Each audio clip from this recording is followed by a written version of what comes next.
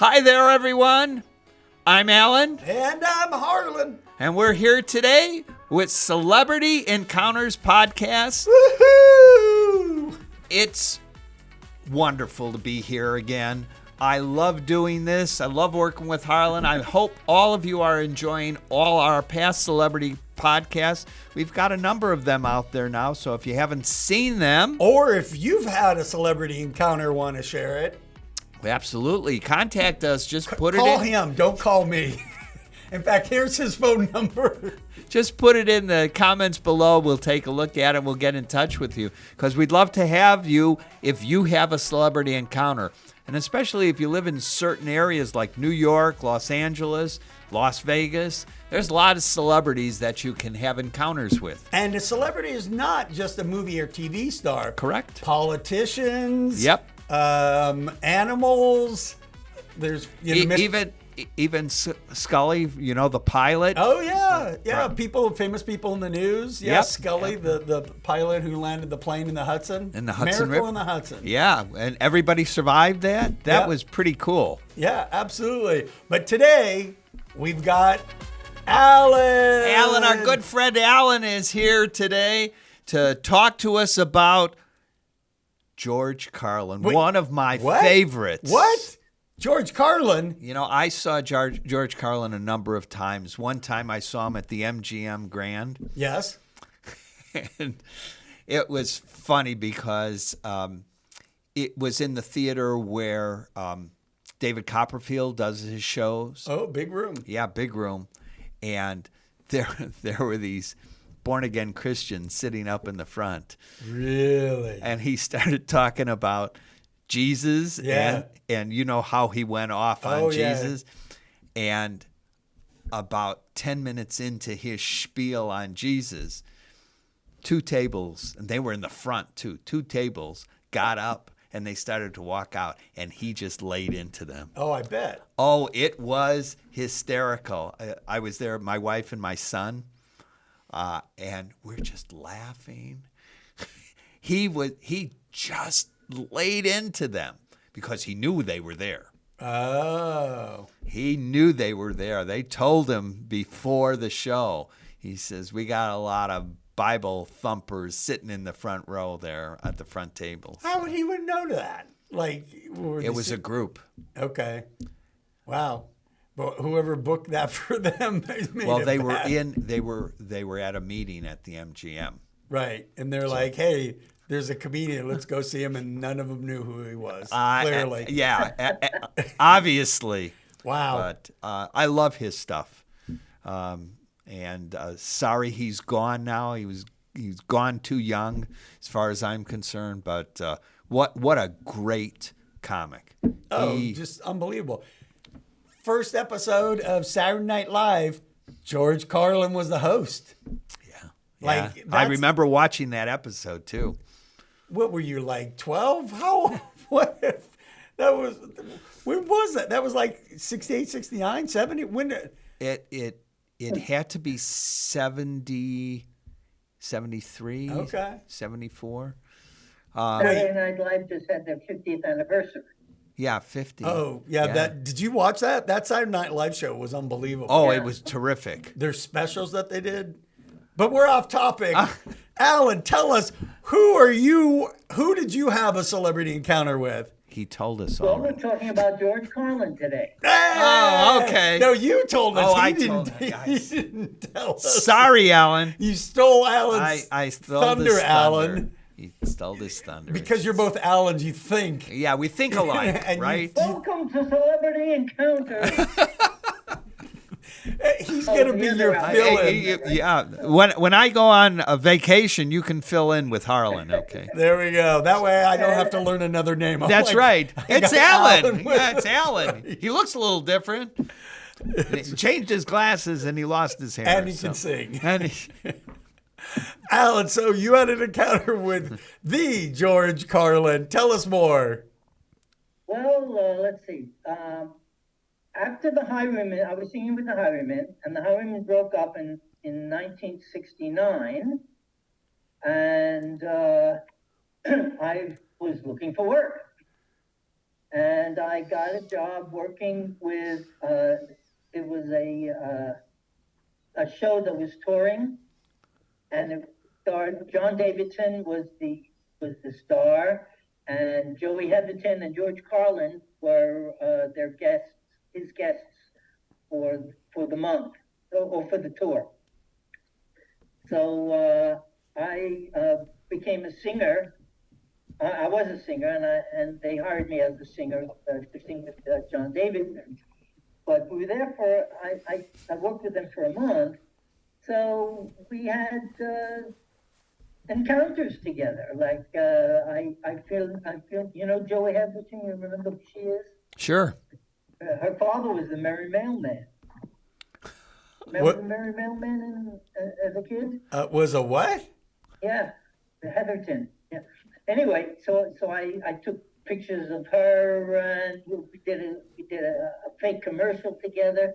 And George and I would. Well, John didn't smoke dope, but George did, and so did I. Oh.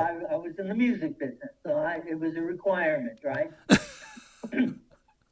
So after the show, frequently, George would pull out a joint, and we would smoke together and chat, and then when the show was over, we all went our separate ways, and I was living in the Valley in Los Angeles Valley.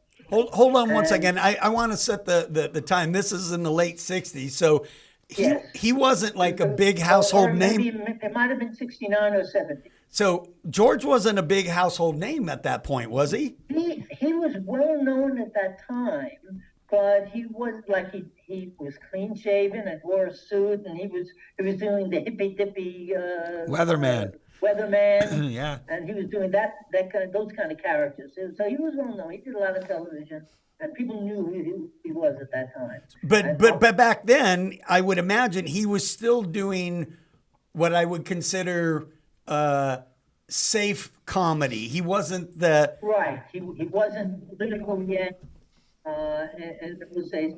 But offstage he was. We talked about politics and stuff, and he and I both agreed we were both on the liberal side of politics.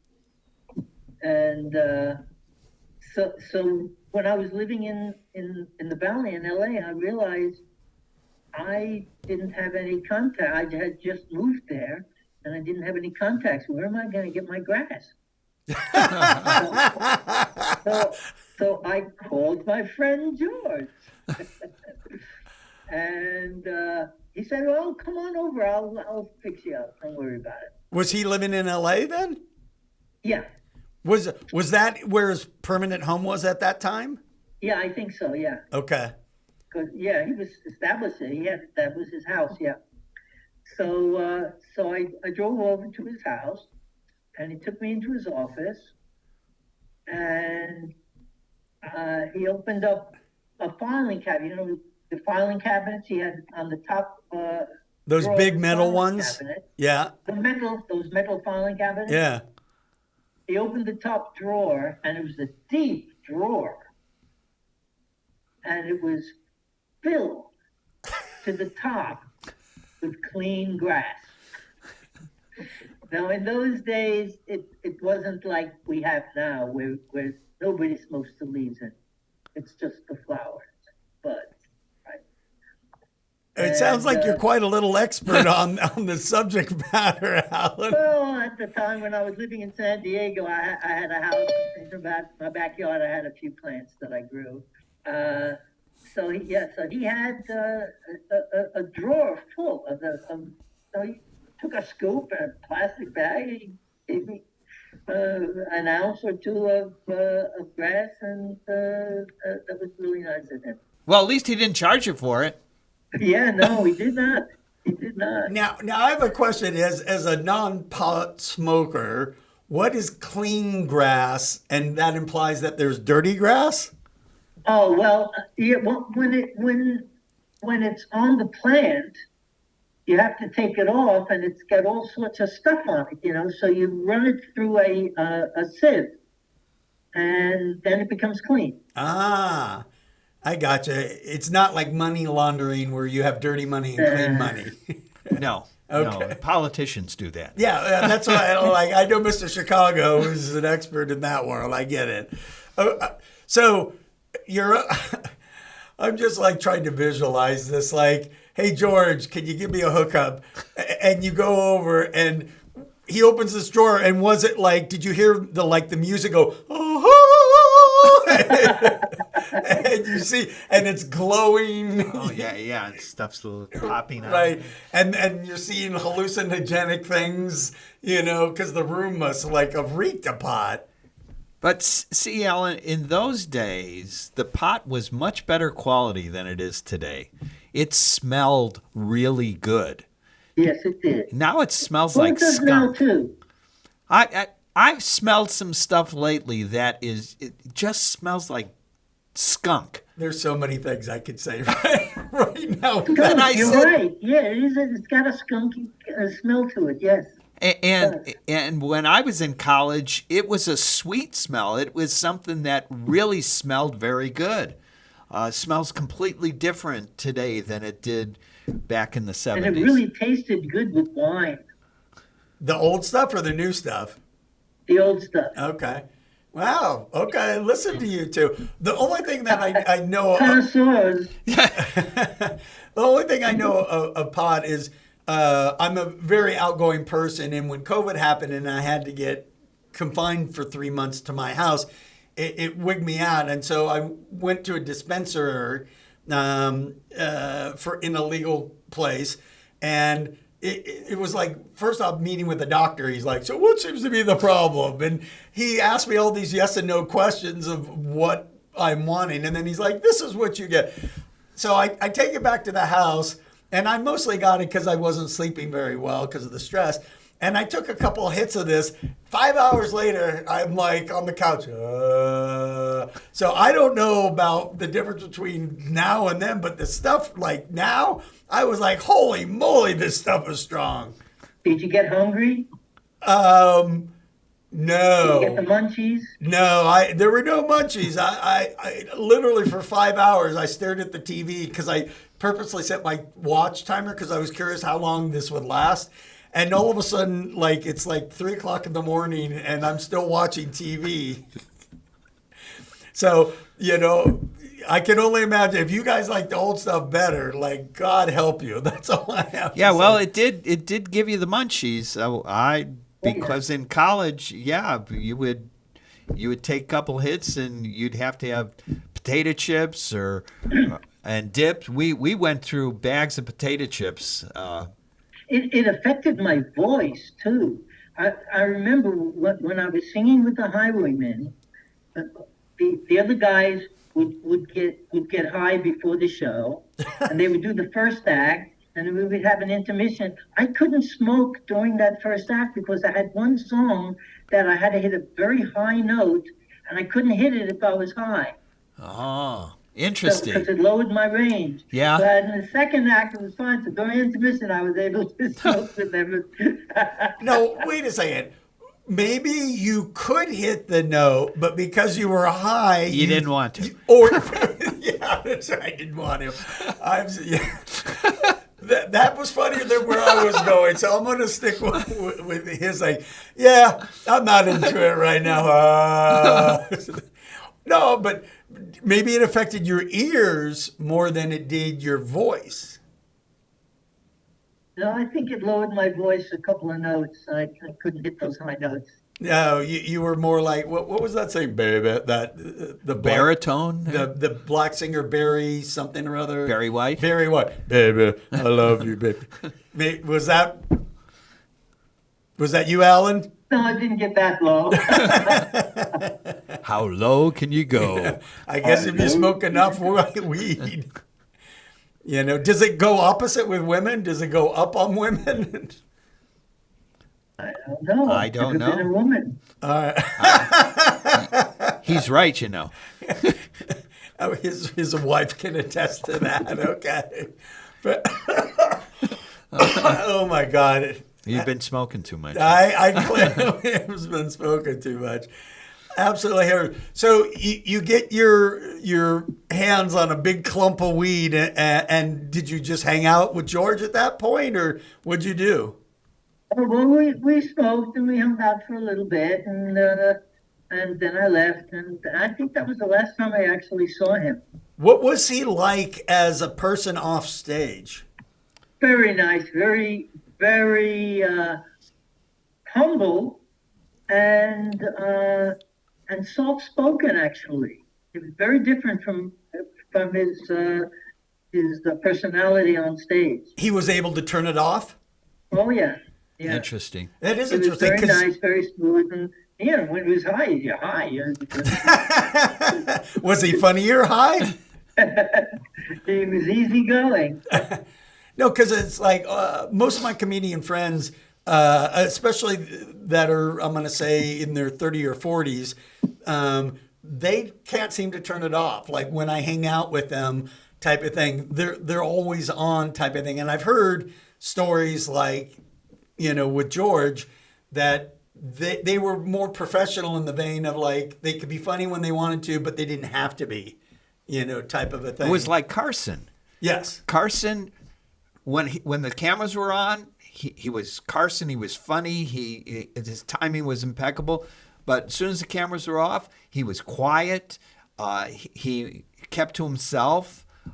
He didn't. What was interesting, after he left the show, right? He didn't do any interviews. He didn't do any guest spots. Yeah, I did the Carson show once. Did you? And yeah, and actually we were in the elevator with him, and he didn't say a word to us. He was just in his own world, and he got off the elevator. We got off the elevator. We went our separate ways. We went into the green room. We were waiting. We went on stage, did our number. He never spoke to us. He kept to himself. Yeah, no, I've heard that before. I actually ran into him twice at the grocery store up in Malibu. That's where he lived, up in that area. And, people pretty much didn't say or talk to him, but of course I did. I was like, hey, Johnny! And he just kind of did like a, one of these kind of things. I don't remember exactly what it was. And I think we were in the cereal aisle. I remember that. That was about the... So what cereal does he eat? I don't remember, but I should have been paying more attention to it, type of thing. I was going to the beach, and so I was rushing just to get some like snacky foods and that kind of stuff. The same grocery store I ran into Cher too. Really? As a matter of fact, different day, but yeah, that grocery store, Malibu has like all those celebrities up there, and they actually go and do their own grocery shopping, or at least the ones I ran into did. Well, I went to his show twice in Burbank, right, at the studios that NBC had. They had a beautiful complex in Burbank. And I guess when Comcast took over NBC, they moved all the studios into Universal.